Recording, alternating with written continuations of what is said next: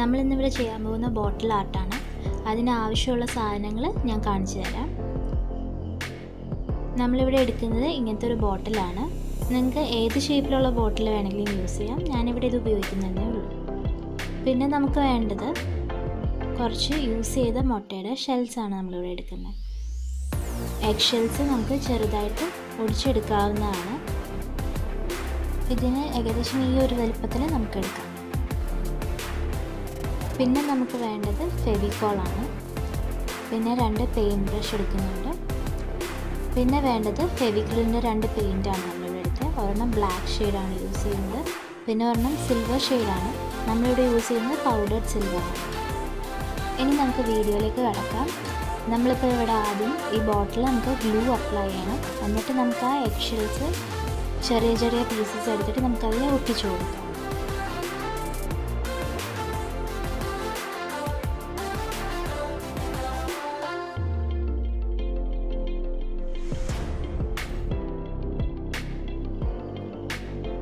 നമ്മളിപ്പോൾ ഇവിടെ glue apply ചെയ്തിട്ടുണ്ട്.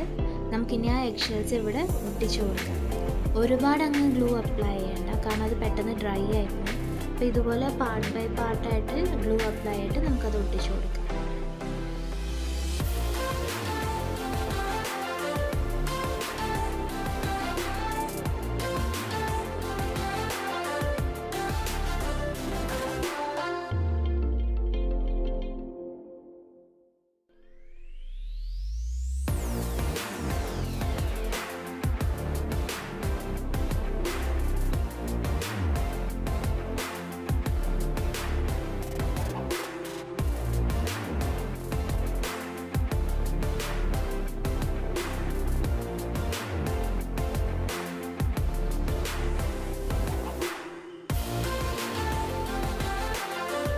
നമ്മളിപ്പോൾ ഇവിടെ ഒരു കുറച്ച് പോർഷൻ നമ്മൾ ഒട്ടിച്ചിട്ടുണ്ട്.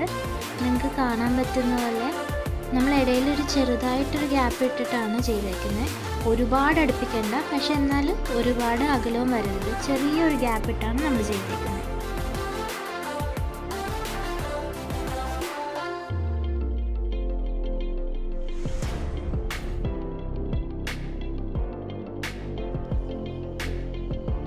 നമ്മളിപ്പോൾ ഈ ബോട്ടിൽ ഫുള്ള് എഗ് ഷെൽസ് ഒട്ടിച്ചെടുത്തിട്ടുണ്ട്. നമുക്കിനി ഇതിൽ ബ്ലാക്ക് പെയിൻറ് അടിച്ചു കൊടുക്കാം.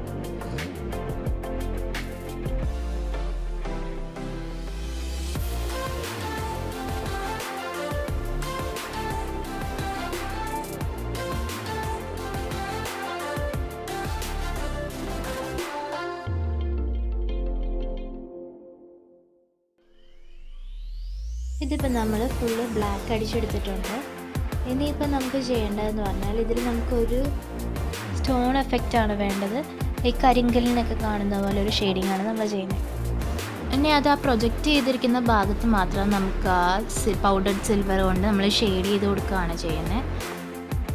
ഇതിൽ നമ്മൾ ശ്രദ്ധിക്കേണ്ട ഒരു സംഗതി, നമ്മളിത് എടുക്കുമ്പം നമ്മുടെ ബ്രഷിൽ എക്സസ് ആയിട്ട് വരരുത്. അങ്ങനെ എക്സസ് ആയിട്ട് വരുന്നത് നമ്മൾ പൊട്ടിക്കളഞ്ഞിട്ട് വേണം ചെയ്യാനായിട്ട്. കാരണം നമുക്കിതിൽ ജസ്റ്റ് ഒരു ഷെയ്ഡിങ് മാത്രമാണ് സിൽവർ വേണ്ടത്. അപ്പം അധികം ഒരു തിക്ക് ടെക്സ്ചർ ആകരുത് സിൽവറിൻ്റെ. അതൊരു ഷെയ്ഡ്, ഒരു സ്മോക്കി എഫക്റ്റ് പോലെ അതിൽ വരാവും. ഇപ്പം നമ്മുടെ ബോട്ടിൽ ഇവിടെ ചെയ്ത് കഴിഞ്ഞിട്ടുണ്ട്. ഇപ്പം നമ്മളിത് മൊത്തം ആ ഒരു സിൽവർ ഷെയ്ഡിങ് കൊടുത്ത് നല്ലൊരു സ്റ്റോൺ എഫക്റ്റിൽ ചെയ്തെടുത്തിട്ടുണ്ട്.